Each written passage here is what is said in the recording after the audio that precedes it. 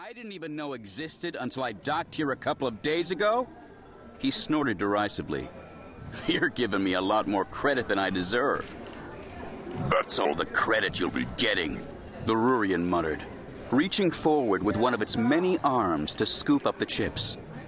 Han grabbed the junction between the alien's two uppermost body parts and twisted sharply. You touch my winnings, and then you'll see just how much of my edge I've lost. Chairs scraped across the stony floor as the other two players backed away from the sabacc table. The Thorny Toe maintained a strict no-weapons policy, but that didn't mean that fights couldn't be lethal. Overrated muck hauler! The Rurian grunted, wriggling its lengthy body in an attempt to get free. Who you calling overrated? Han muttered, tightening his grip. Although low in mass, the alien could bend in places Han couldn't, making it difficult to maintain the upper hand. Just as he was beginning to think he'd taken on more than he could handle, two rough three-fingered hands grabbed both him and the Rurian, hauling them off the ground and separating them in midair. Enough!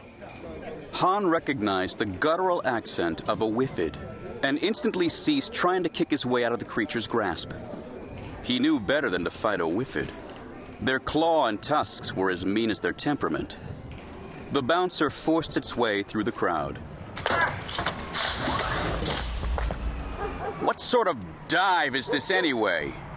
Han protested to the closed door as he picked himself up and dusted himself down once more. His shoulder was tender where he'd hit the ground, and the bouncer's claws had left a few tears in his jacket. His comlink buzzed as he limped down the seedy back alley that housed the Thorny Toe. He pulled the comlink out of his pocket, knowing before he'd answered the call that it was Leia on the other end. You're out? And in one piece. Did you find anything?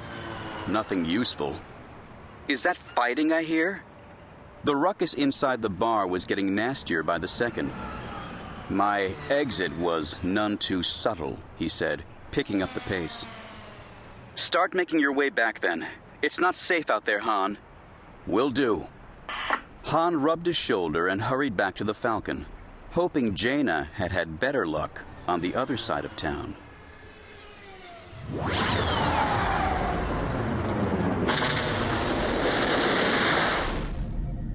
Luke Skywalker gripped the sides of his seat as Jade Shadow emerged roughly from hyperspace.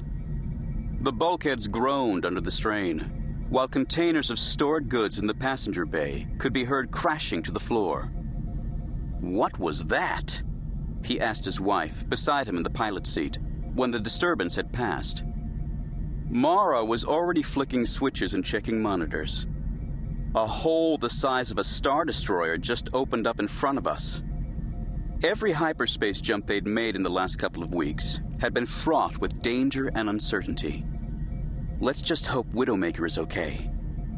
Lights flickered across the displays, and a new blip appeared on the scopes. Here she is now, Mara said. Seconds later, the voice of Captain Arian Yage sounded over the comm. How about a warning or something next time? Sorry about that, Arian. If we could give you a heads up, you know we would. The frigate was locked on Jade Shadow's navicomputer and would mirror every move Mara made through the shoals of the unknown regions. But there was no way to communicate through hyperspace, and therefore no way to warn of any sudden exits. This is getting annoying, Mara muttered after doing checks on her displays.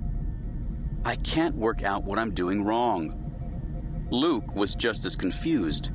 3 times they'd tried and failed to jump the last parsec to where the empty system of Class Ephemera lay.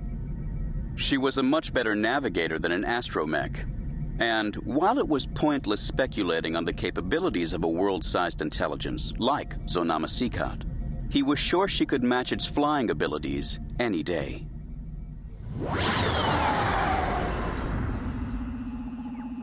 Jag Fell sat by Tahiri's bed, staring curiously at the young girl for what must have been the 10th time in 2 hours. Every now and then she made a strange mewling noise, which sounded to Jag almost like a suppressed scream. to keep listening to this audiobook. I've left you a link in the description so you can do it, at no cost thanks to Audible's 30-day free trial.